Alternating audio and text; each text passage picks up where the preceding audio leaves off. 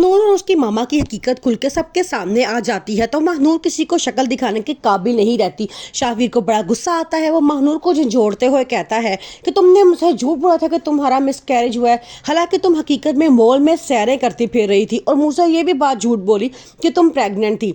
शाहवीर उसकी तमाम सच्चाई जान चुका होता है। अब वो उसे धक्के मार के उस घर से बाहर निकाल देता है। फिर वो ईमान के पास जाता है, उससे बहुत माफ़ी मांगता है और कहता है कि मुझे माफ़ कर दो। वो ईमान उसे माफ़ करने के लिए बिल्कुल भी तैयार नहीं होती और कहती है कि तुमने मेरे साथ बहुत बुरा किया है, मेरे बच्चे तक और मुझे, हम दोनों को बिल्कुल अकेला छोड़ दिया था। अब तुम किस मुंह से मेरे पास आए हो। अब अंबर भी शाहवीर का साथ देती है और ईमान से कहती है कि तुम अपने बच्चे की खातिर अब एक दूसरे को माफ़ करके फिर से एक हो जाओ।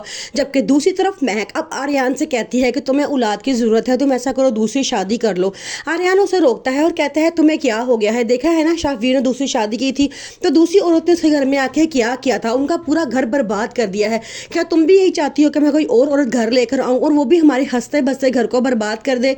अगर हमारी किस्मत में औलाद लिखी हुई तो हो जाएगी, अगर नहीं लिखी हुई तो नहीं होगी। महानूर के इतने बड़े धोखे के बाद अब आसिफ और अंबर बहुत परेशान हैं। वो शाहवीर को बहुत हौसला देते हैं और ईमान को भी बहुत समझाने की कोशिश करते हैं, लेकिन अब ईमान सुनने को तैयार नहीं है। वो कहती है कि मैं इस जिंदगी की आदी हो चुकी हूँ।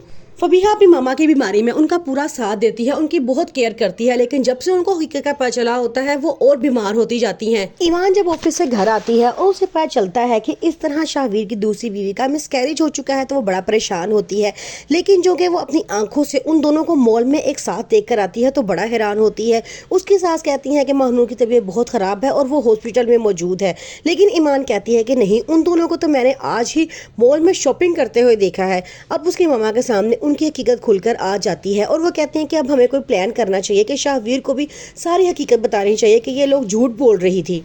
आर्या ने अब फैसला किया है कि जो रकम उसे वापस मिल चुकी है अब उसके साथ वो मिलकर बिजनेस स्टार्ट करेगा, जिसमें अपने पापा को भी बिठाएगा और अपने तीनों भाइयों के साथ मिलकर उस बिजनेस को आगे बढ़ाएगा, क्योंकि उसकी मामा ने उसे कहा था कि मुट्ठी की बहुत ताकत होती है, एक अकेला हाथ कुछ नहीं कर सकता। तुम अपने भाइयों को अपने साथ मिलाओ, अपने पापा को भी अपनी दुकान पर बिठाओ, इस तरह बरकत होगी और सब मिलकर एक साथ हंसी खुशी जिंदगी गुजारेंगे।